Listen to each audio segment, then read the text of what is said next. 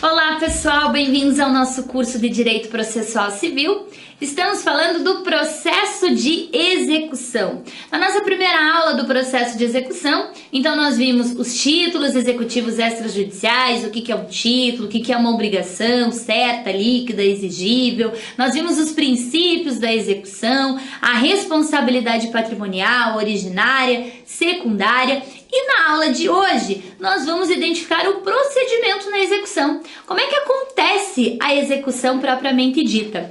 Então, nós vamos reservar aqui o estudo dessa aula para a execução de pagar quantia. Nós temos, de fato, várias outras modalidades executivas. Nós temos a execução de fazer, execução de não fazer, execução de entrega de coisa, execução de alimentos, execução contra a fazenda pública, que são execuções específicas. Então, nós não vamos tratar dessas execuções específicas nessa aula de hoje. Na aula de hoje, a gente vai falar só da execução de pagamento de quantia, que é a grande maioria dos processos de execução que nós temos. Então, acompanhe comigo. Procedimento da execução de obrigação de pagamento de quantia. Então, como é que começa o processo de execução? Então, no processo de execução, como é um processo novo, uma ação nova, você vai ter que promover uma petição inicial. Então, nessa petição inicial, que você vai abrir o ofício jurisdicional, nós já vimos que nós temos que tratar aqui do título, todos aqueles que nós vimos no 784, e mais a obrigação, que tem que ser ao mesmo tempo certa, líquida e exigível. Então você vai promover uma petição inicial, vai instaurar uma nova relação jurídica processual, vai recolher custas, tem honorários, tem custas, tem um novo caderno processual. É um processo novo, executar um título extrajudicial. Então, o que tem que ter aqui na nossa petição inicial? Artigo 798 do CPC. Ao propor a execução, incumbe ao exequente, incumbe ao credor, instruir a petição inicial com o título executivo extrajudicial, que nós já vimos, todos aqueles do 784, e mais contrato de honorários advocatícios, confissão de dívida. E a linha B, o demonstrativo do débito atualizado até a data de propositura da ação, quando se tratar de execução por quantia certa. Então, você vai apresentar o título, falar que esse título contempla uma obrigação certa, líquida e exigível, juntar o demonstrativo de débito, a atualização do valor da obrigação. A linha C, juntar a prova de que se verificou a condição ou ocorreu o termo, se for o caso, naquelas obrigações condicionadas. Então, no sentido de eu me comprometer a pagar 10 mil reais para você quando você passar no seu concurso público. Assino isso mediante uma nota promissória. A nota promissória é título extrajudicial. Entrego essa nota para você. E você vem executar esses 10 mil reais. O que o juiz vai perguntar para você? Bom, mas essa nota promissória, ela é um título condicionado. Os 10 mil são devidos, mas desde que você seja aprovado no seu concurso público. O que você tem que apresentar? A tua certidão de aprovação no concurso público. Juntou o título e a certidão, aí sim, eu preciso te pagar os 10 mil. Se você não juntar a certidão, você não comprovou a condição ou termo, logo a execução não cabe aqui.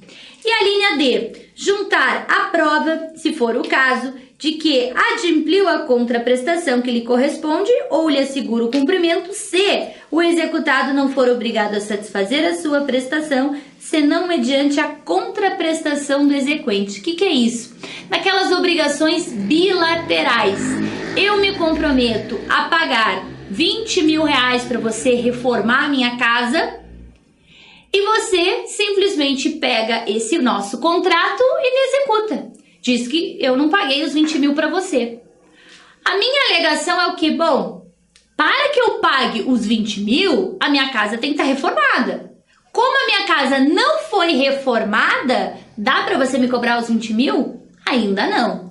Então, nessas obrigações bilaterais, não dá para você exigir a sua parte enquanto ainda não fez a sua contraprestação. Então, para essas obrigações, o que você vai ter que juntar? vem executar o título apresentando que já fez a reforma da minha casa.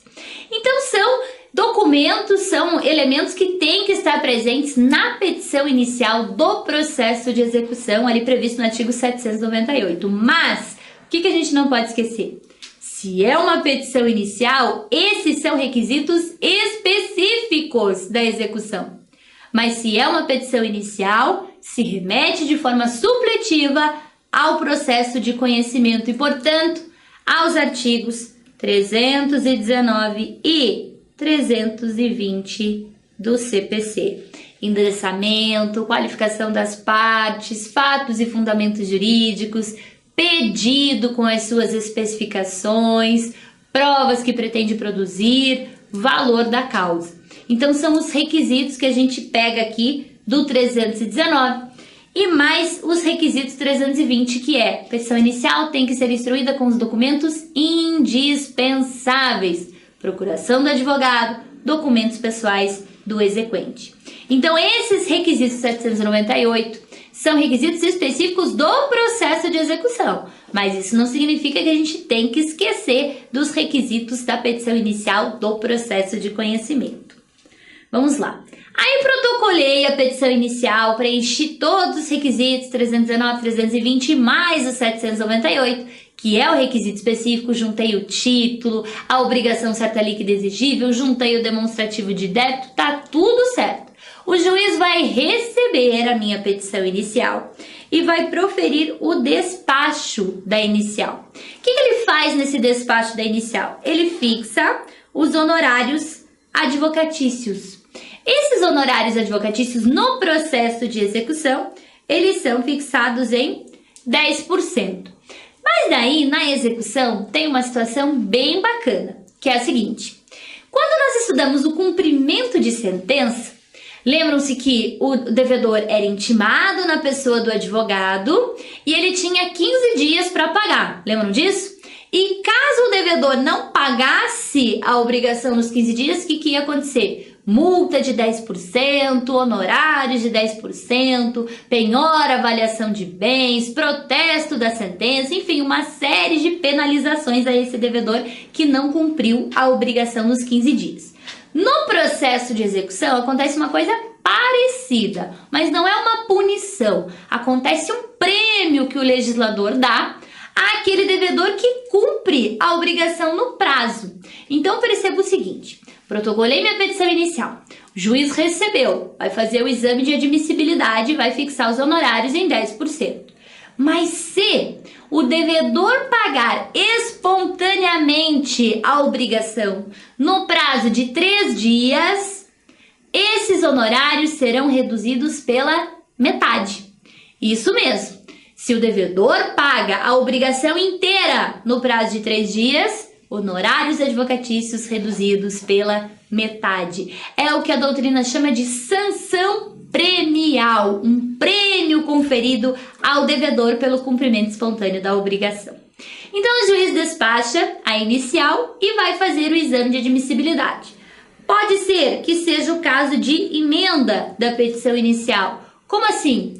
A emenda da petição inicial acontece tanto no processo de conhecimento quanto no processo de execução toda vez que o juiz identificar que falta algum requisito do 319, do 320 e, no caso da execução, algum requisito do 798. Então, por exemplo, o juiz recebeu a sua inicial, mas não tem o demonstrativo de débito atualizado. O que o juiz vai fazer? Emende a petição inicial. Protocolei a inicial e não tem o valor da causa, e não tem o pedido específico, e não tem o título, emende a petição inicial. Então a emenda é quando falta algum requisito indispensável para a propositura da inicial. E lembrar que a emenda, ela é no prazo de 15 dias, e o juiz é obrigado, no despacho de emenda da inicial, o juiz é obrigado a expor com clareza o que precisa ser emendado. Então não vale mais aquela ideia do despacho de emenda da petição inicial, simplesmente emende a petição inicial, ponto. Não existe mais isso. O juiz vai ter que colocar em mente a petição inicial para o fim de juntar o título executivo, por exemplo. Então, você vai ter o prazo de 15 dias, prazo processual, 15 dias úteis para emendar a petição inicial, corrigir a petição inicial. Muito bem. Se não for o caso de emenda da petição inicial, o que já dá para fazer? A partir do momento que o juiz já fez o exame de admissibilidade, é possível ao credor pedir uma certidão para o juízo, uma certidão onde vai vir o número do processo, quem são as partes, credor, devedor, o valor, para que, com essa certidão, o credor possa fazer a averbação dessa execução no registro de imóveis ou no Detran. Então, se o devedor tiver algum imóvel, você já pode averbar essa execução no imóvel. Isso evita a fraude de execução, isso evita que ele venda esse bem, e a mesma coisa pode ser feita diante de um veículo, perante o Detran. Muito bem. Aí, estando tudo certo com a petição inicial, tá tudo regular, o juiz vai proferir a citação do réu, a citação do devedor. O devedor ele vai ser citado no processo de execução, e no processo de execução previsto no novo CPC, não existe mais a obrigatoriedade da citação ser feita única e exclusivamente por oficial de justiça.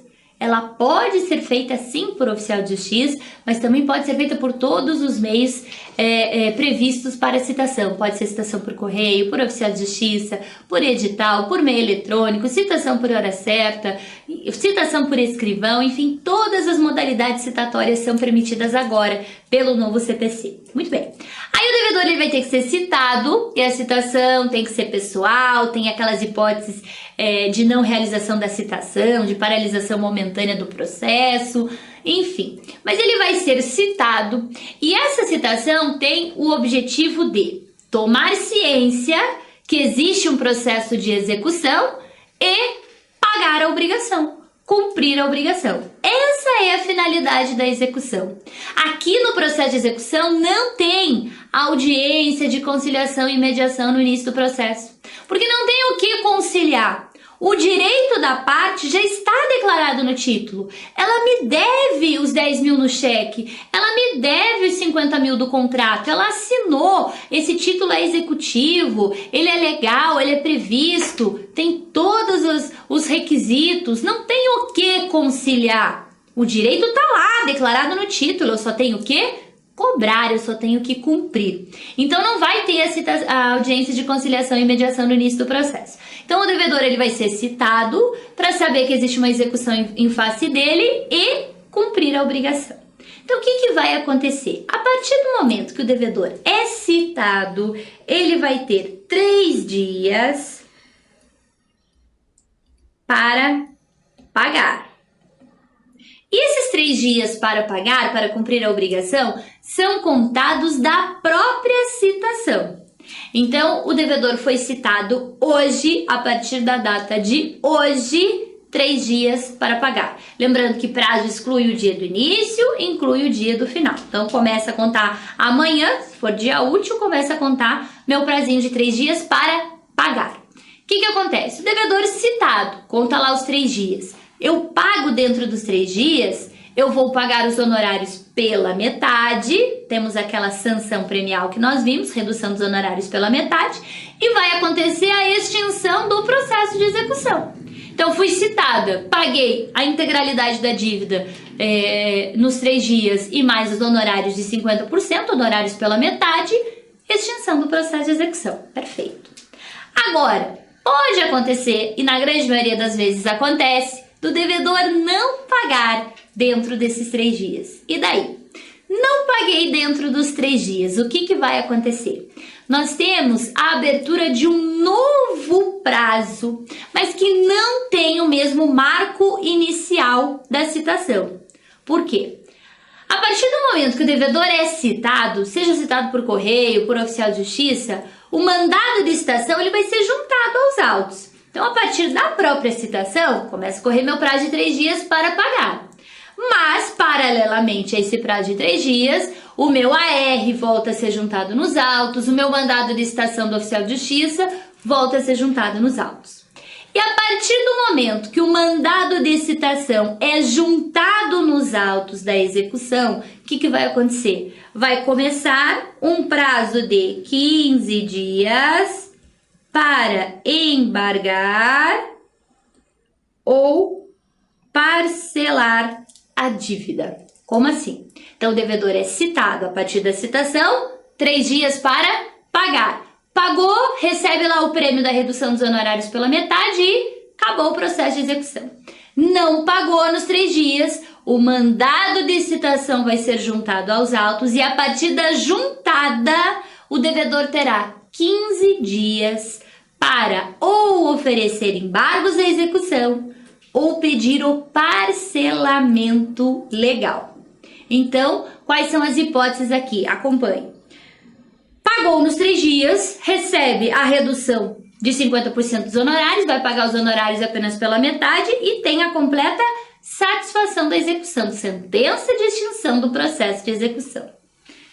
Se ele não pagou, vai juntar o mandado de citação nos autos e a partir da juntada ele pode oferecer os embargos à execução e daí os meus embargos à execução, que representam a defesa do devedor no processo de execução, tem a natureza de ação de conhecimento, eles são distribuídos por dependência, são apensados ao processo de execução e representam a defesa do devedor. Então, lá nos embargos, o devedor ele vai poder questionar que existe um excesso de execução, ele vai poder questionar que existe incompetência do juízo, ilegitimidade de parte, uma penhora incorreta, uma avaliação errada. Ele vai poder questionar que o cheque que ele passou, na verdade, a assinatura não é dele, foi falsificado. Ele vai poder argumentar que o contrato foi assinado por ele, mas foi assinado sob vício do consentimento, erro, dolo, coação.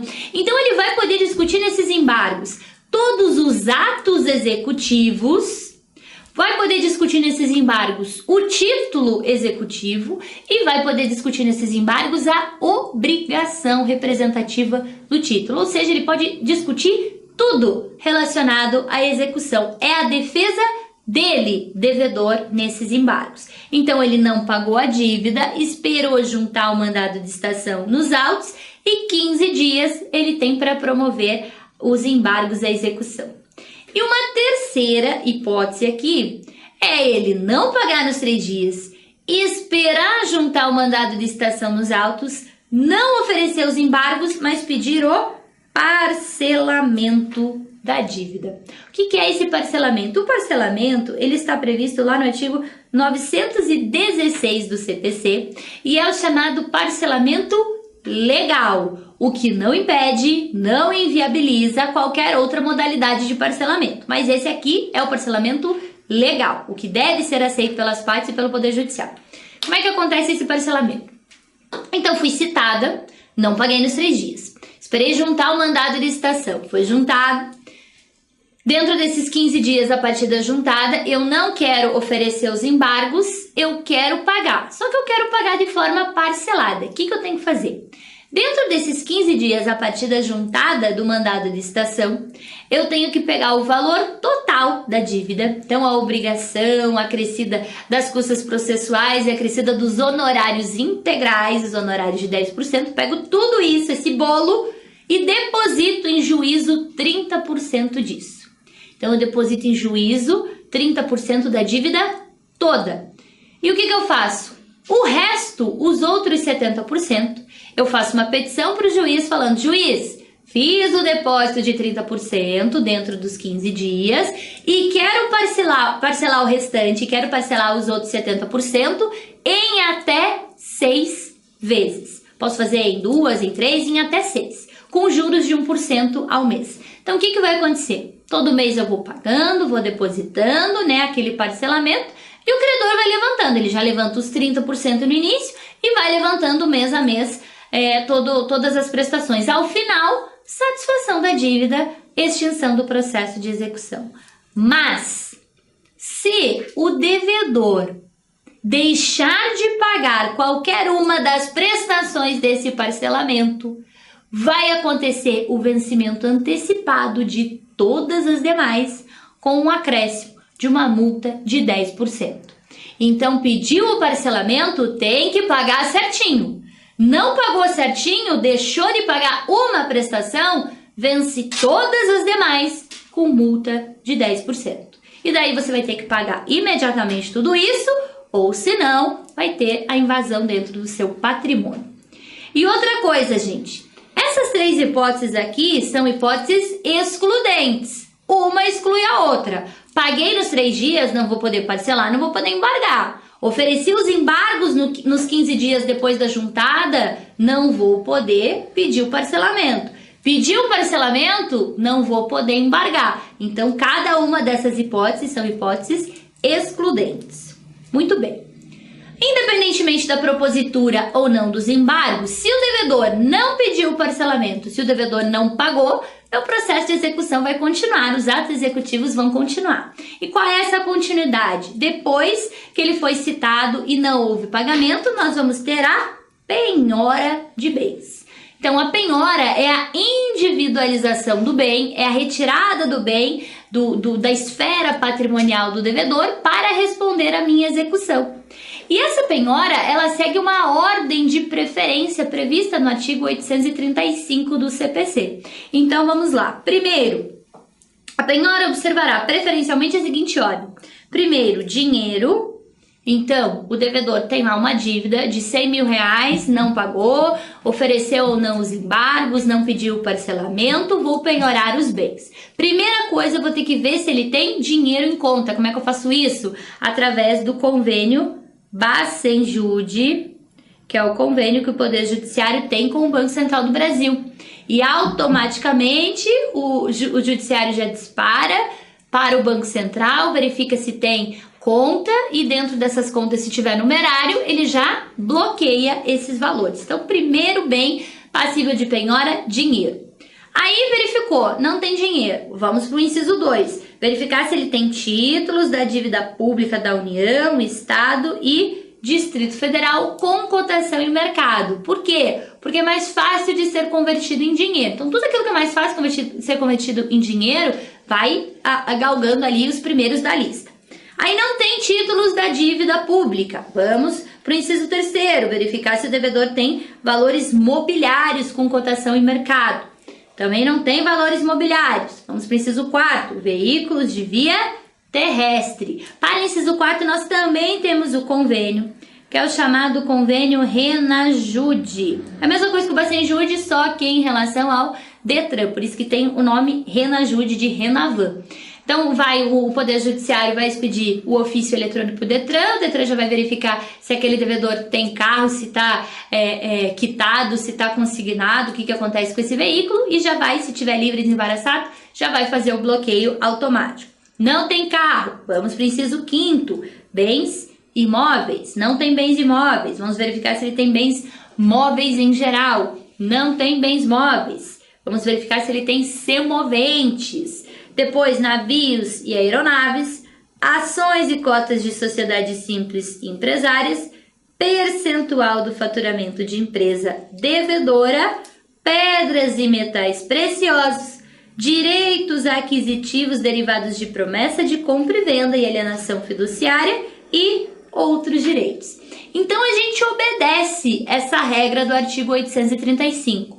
O devedor não te pagou, você bate o olho lá no 835 e vai pedindo primeiro dinheiro, depois títulos da dívida pública e assim por diante até encontrar algum bem e fazer a penhora, garantir a sua execução. Aí depois da penhora, o que vai acontecer? Vai ser lavrado o termo de penhora, esse bem será penhorado e ele será avaliado, vai acontecer a avaliação, que via de regra é feita pelo oficial de justiça. É o oficial de justiça que vai fazer, via de regra, a avaliação do bem. Ele faz a avaliação, o bem depois vai ser depositado, preferencialmente no depositário judicial ou depositado para o credor.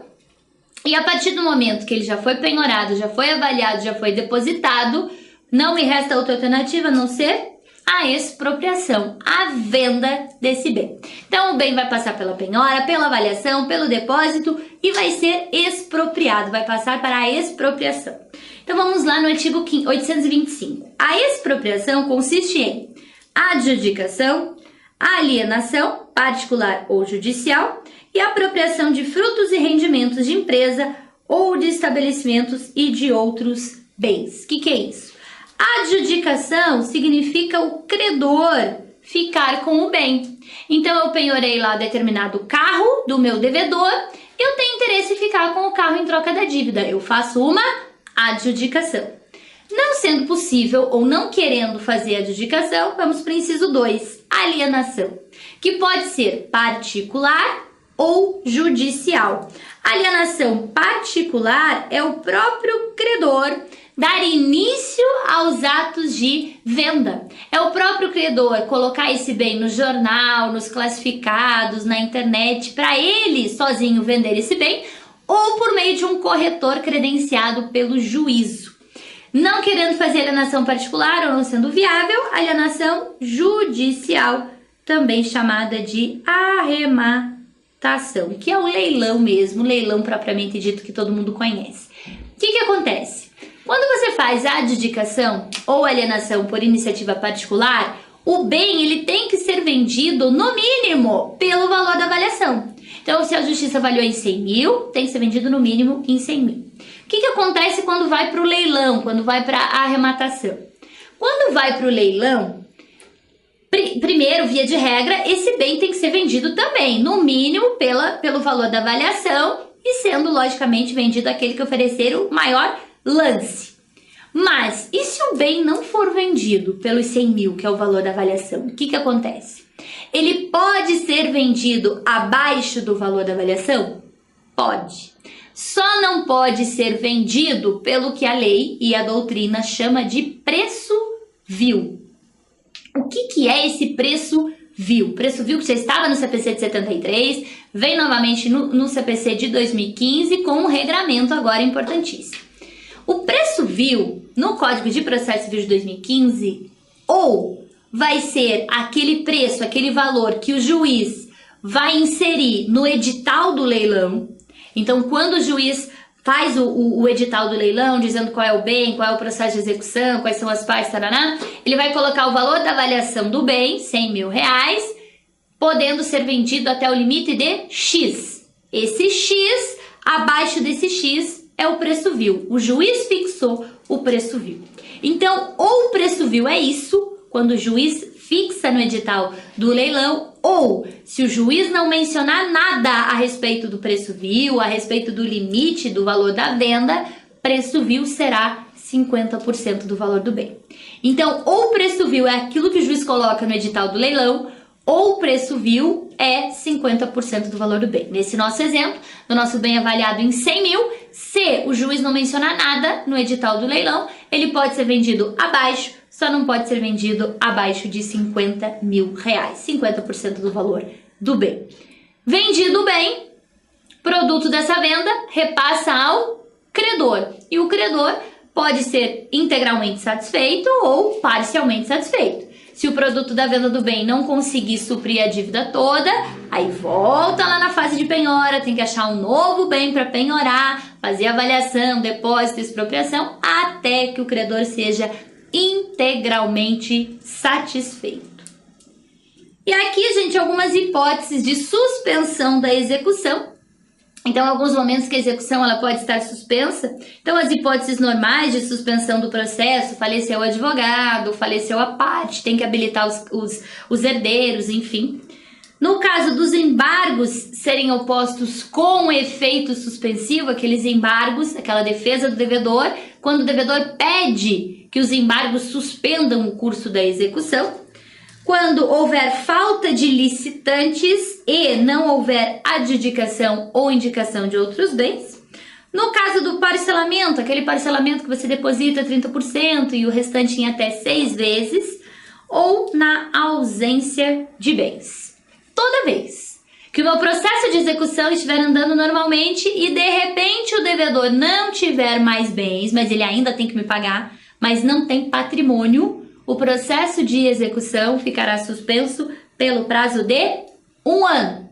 1 ano para todos os processos de execução que não foram localizados bens. Aí depois desse 1 ano, o que acontece? Depois desse prazo de 1 ano, começa a chamada prescrição intercorrente. Essa prescrição intercorrente é a prescrição dentro do processo, que acontece quando? Acontece de acordo com a prescrição do título. Então, por exemplo, um cheque. Qual é o prazo prescricional do cheque? 6 meses. Então, o devedor de um cheque, tô lá no meu processo de execução, em determinado momento, procuro bens, não acho. Ele não tem mais bens. O que vai acontecer? Suspensão do processo por 1 ano. Depois desse 1 ano, prescrição do cheque é de 6 meses, eu vou ter 1 ano mais 6 meses de suspensão. Se for uma nota promissória, 1 ano mais 3 anos. Se for um contrato, 1 ano mais 5 anos. Então, a prescrição intercorrente é mais um prazo de suspensão do processo de acordo com a prescrição do título executivo. E a extinção da execução? A extinção da execução ela pode acontecer lá no comecinho, por indeferimento da petição inicial, por exemplo. Ela pode acontecer pelo cumprimento da obrigação, devedor que pagou naqueles 3 dias, extinção do processo de execução. Ela pode acontecer por meio da extinção da dívida por qualquer meio, então qualquer outra forma extintiva da obrigação, compensação, consignação em pagamento, confusão, subrogação, dação em pagamento. Pode acontecer por renúncia ao crédito, lembra lá que o credor ele tem a disponibilidade da execução, então o credor em juízo renunciou ao seu crédito, extinção do processo de execução, e ela se extingue também pela prescrição intercorrente. Então, tô lá na minha dívida do cheque, o devedor não tem mais patrimônio, suspensão do processo por 1 ano, depois de 1 ano a prescrição intercorrente que é de 6 meses, nesse 1 ano e 6 meses fico procurando bens do devedor, se eu não achar nada, extinção do processo de execução, acabou a dívida. E depois da extinção do processo de execução, o devedor só paga se ele quiser moralmente, porque a obrigação está extinta. Então é um prazo muito curto em alguns títulos, né? Tem que tomar cuidado para que o devedor saia satisfeito, pelo menos, ou pelo menos parcialmente satisfeito dessa execução. Então isso, gente, foi o processo de execução, o caminho do processo de execução. Espero que vocês tenham aprendido um pouco mais sobre esse livro 2 da parte especial do CPC, que foi o processo de execução. Então eu te espero na nossa próxima aula para nós falarmos sobre o livro 3 da parte especial, os meios de impugnação das decisões judiciais.